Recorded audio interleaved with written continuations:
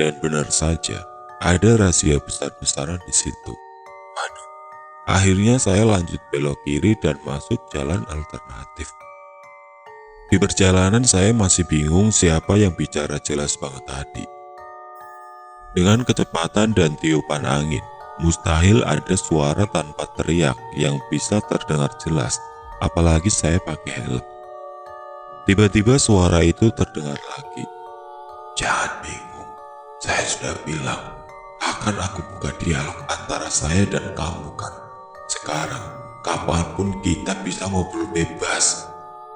Suara itu jelas banget di telinga saya, sampai-sampai saya berhentiin motor saya. Apa ini yang ada di mimpi saya? Dan benar kamu dari alas roban? Saya coba berbicara sepelan mungkin, agar suara saya cukup saya aja yang dengar. Takut dibilang gila. Iya, benar. Dan saya adalah salah satu yang terbuat di sana. Lanjutnya. Pikir saya, ini adalah halusinasi atau apalah, karena saya pernah lihat berita bahwa banyak yang sering dapat bisikan-bisikan yang berakibat bunuh diri dan lain-lain. Jadi perbincangan saya cukupkan dan lanjut jalan lagi.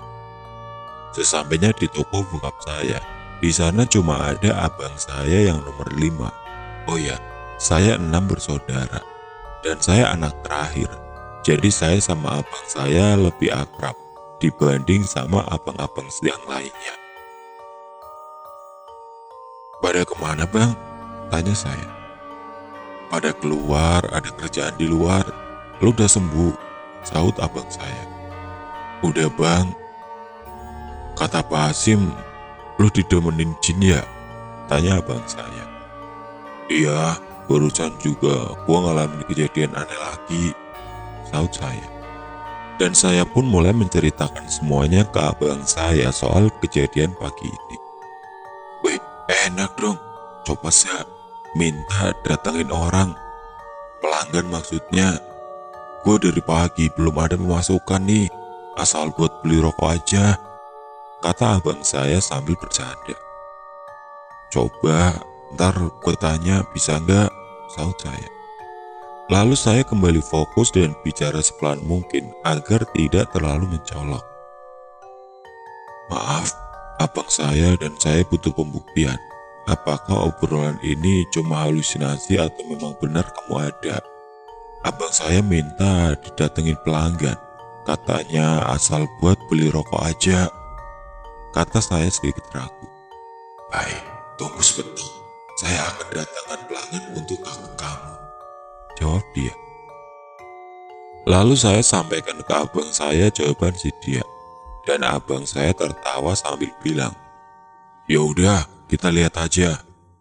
Dan selang beberapa menit, sekitar 10-15 menit, tiba-tiba ada motor yang parkir dan tampak buru-buru sekali. Pak, maaf, saya ada mesin absen. Ini rusak, tapi nggak tahu kenapa. Bisa buat tanda terima dulu nggak? Soalnya saya buru-buru. Ini saya kasih DP dulu saja 200.000. Nanti telepon saja rusaknya apa ya, dan bayarnya berapa. Lalu abang saya langsung buat tanda terima. Dan setelah dikasih ke si bapak itu langsung cabut. Wih, hebat bener Sa. Kebetulan gak itu ya? Tanya abang saya. Gak tahu bang, sahut saya. Gimana? Kamu sudah percaya kalau ini nyata? Suara itu terdengar lagi di telinga saya, tapi saya nggak jawab karena bisa saja itu kebetulan. Abang saya sambil cek mesin absen yang tadi ngomong, kalau emang bener, lu harus hati-hati, jangan sampai lu disesatkan sama gituan. Takut ada timbal baliknya.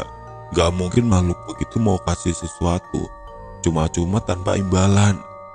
Kata abang saya. Iya bang, jawab saya.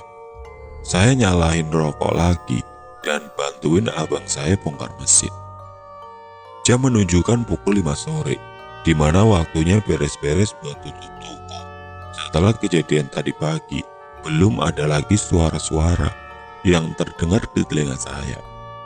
Setelah beres-beres selesai, Saya siap-siap menghidupkan motor dan pakai jaket untuk lanjut pulang ke rumah. Sesampainya di depan gang, saya ngelihat anak-anak pada nongkrong di warung kopi. Ada Amir juga di situ. Akhirnya saya sempetin mampir dulu sambil pesan es jeruk buat teman ngobrol. Kayaknya berita saya demam udah kesebar ke santero RT saya, dan anak-anak mulai dengan ceng-cengnya yang agak garing. Calon pengantin. Masuk, suwe banget ya. Amir pun membuka obrolan. Cewek yang gue lihat itu jelas banget ya. Rambut depannya poni lurus. Dan antingnya agak besar. Gua pikir itu kenalan baru lo. Kan banyak tuh orang-orang yang istirahat di warung waktu itu, kata Amir.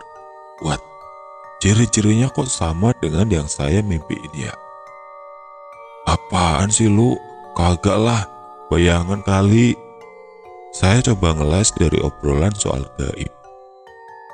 Lala juga habis bantu-bantu di toko bokap soalnya.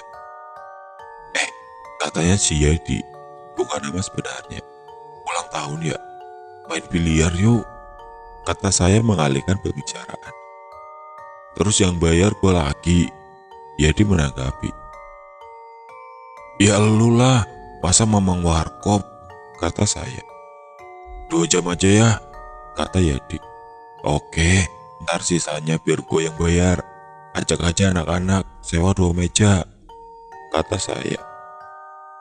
Yaudah, habis isya ya, Amir menambahkan obrolan. Setelah sepakat, saya langsung bayar es jeruk saya dan balik cabut ke rumah. Saya tengok jam sudah pukul 19.30 waktu Indonesia Barat, dan ternyata hujan turun deras sekali. Batal deh rencana main biliarnya.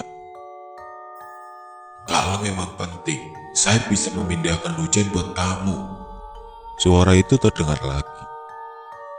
Karena ditawari hal yang membantu, saya tanggepin perbincangan kali ini. Hujan itu dari Allah, memang kamu bisa merubah kehendak Tuhan? Tanya saya. Bukan merubah kehendak Tuhan, tapi memindahkan hujan dengan cara meniupkan angin ke arah yang saya mau, jawab dia. Ya udah, kalau bisa coba aja buktiin, kata saya. Sebentar ya, lanjut dia. Dan benar saja, hujan berhenti. Setelah hujan berhenti, saya langsung ke rumah sepupu saya yang juga teman nongkrong. Namanya Parman. Kepada Parman saya ceritain semuanya, dan Parman ingin pembuktian langsung. Coba saya, nanti gue mau lihat pembuktiannya, kata Parman. Oke, jawab saya. Setelah anak-anak pada kumpul, kami langsung ke TKP. Kebetulan lokasi main biliarnya agak jauh dari tempat saya, sekitar 15 menit naik motor. Sesampainya di dalam, kami langsung buat turnamen kecil di mana 1 lawan 1. Yang kalah ganti dan harus mengolongi meja biliar. Di situ saya dapat ide untuk membuktikan dia kepada Parman. Man, sini deh, kata saya sambil bergeser posisi menjauh dari anak-anak. Kenapa Zak? Kata Parman. Lu mau pembuktian kan? Kata saya. Gini, si Abi kan gak bisa main biliar. Gue bisa buat si Abi menang turnamen nih, lanjut saya. Ya udah coba Zak, gue mau lihat, kata Parman antusias. Sebentar.